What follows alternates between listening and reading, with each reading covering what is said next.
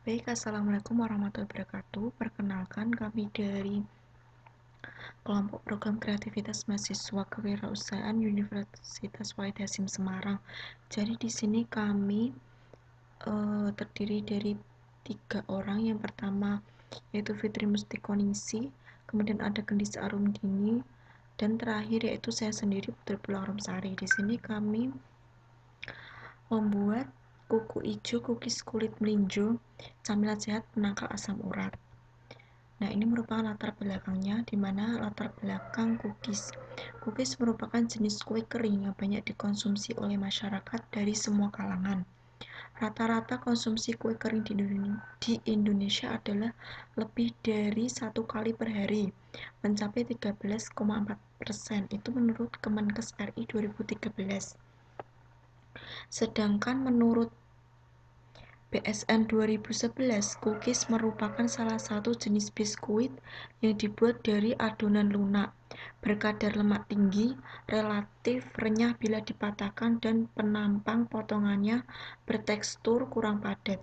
Cookies dapat dijadikan salah satu alternatif makanan selingan yang praktis dan sehat. Kemudian melinjo.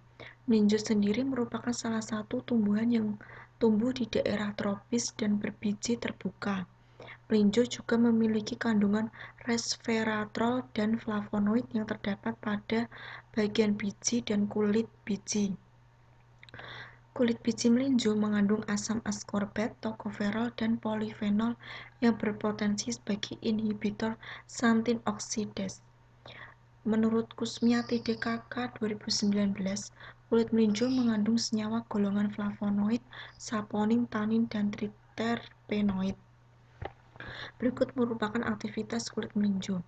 Aktivitas kulit melinjo berdasarkan penelitian Wulandari dan Muntolib, ekstrak etanol kulit melinjo memiliki aktivitas sebagai inhibitor xanthin oksidase. Hal ini ditunjukkan dengan adanya penurunan aktivitas enzim. Ekstrak kulit dan daun melinjo dapat menurunkan kadar asam urat pada tikus jantan galur wistar yang diinduksi biji melinjo. Berdasarkan penelitian Aditya Smara, bahwa mikroenkapsulasi ekstrak kulit melinjo mempunyai aktivitas anti-hiperuresemia atau sebagai anti asam urat. Nah, ini hiperuresemia didefinisikan sebagai kadar asam urat serum lebih dari 7 mg per dl pada laki-laki dan lebih dari 6 mg per dl pada wanita. Diklasifikasikan sebagai hiperuresemia primer atau adiabatik atau genetik dan sekunder. Asam urat merupakan produk akhir dari katabolisme purin yang berasal dari degradasi nukleotida purin yang terjadi pada semua sel. Asam urat dihasilkan oleh sel yang mengandung xanthin oksidase, terutama hepar dan usus kecil. Nah, ini merupakan rumusan dan tujuan dari makalah kami. Rumusan masalahnya yaitu bagaimana cara memanfaatkan kulit melinjo sebagai camilan sehat sebagai penangkal hiperurisemia. Kemudian tujuan kegiatannya yaitu memberdayakan usaha masyarakat yang kreatif dan inovatif berupa pemanfaatan kulit biji melinjo yang sudah tidak terpakai sebagai benteng anti-hiperuresemia. Nah, ini merupakan luaran yang diharapkan. Yang pertama, diharapkan bahwa kulit melinjo itu sebagai produk nutrasetikal atau dapat dimanfaatkan sebagai produk nutrasetikal berupa cookies yang dapat dikonsumsi serta dapat membantu mengurangi kadar asam urat.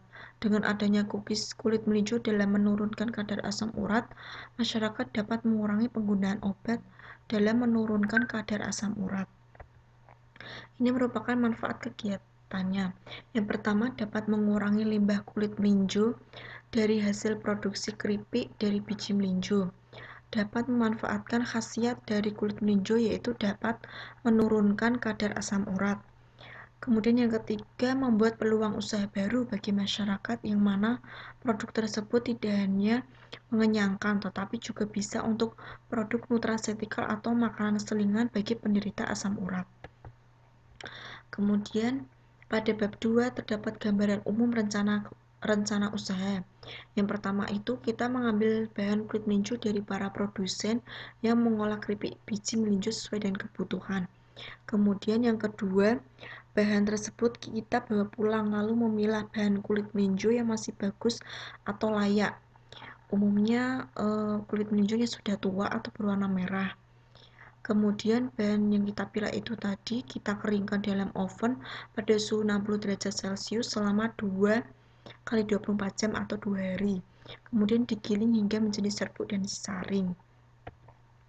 Kemudian ini ada analisa produk, yang mana produk ini adalah cookies yang berasal dari tepung kulit melinjo.